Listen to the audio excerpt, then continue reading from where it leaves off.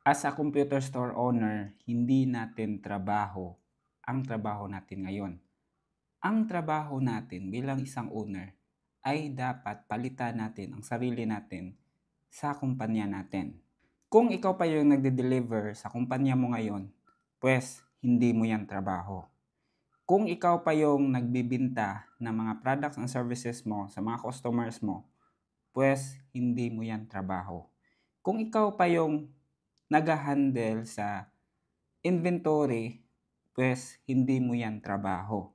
Kung ikaw pa yung purchasing sa business mo, hindi mo rin yan trabaho.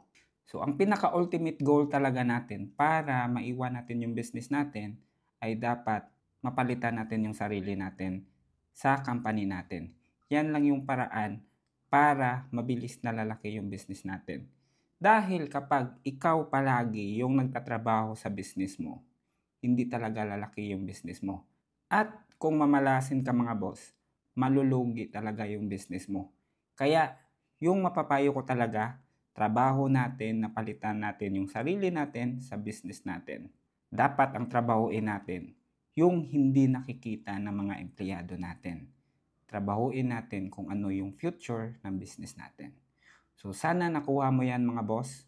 Trabaho natin mga boss yung mga bagay na hindi pa nangyayari. Trabaho natin mga boss na trabahuin yung bagay na dapat ay 5 to 10 years pang tinatrabaho ng business natin. Yan yung dapat mong trabahuin. Huwag mong trabahuin yung trabaho mo ngayon. Dahil hindi ka talaga uusad niyan. Mauubos na lang yung oras mo dyan. Maboburn out ka dyan dahil ikaw palagi yung nagtatrabaho. Basta mga boss, trabaho natin, napalitan natin yung sarili natin. Yun lang yun. So ayun lang mga boss. Sana may natutunan ka today. Ciao, bye!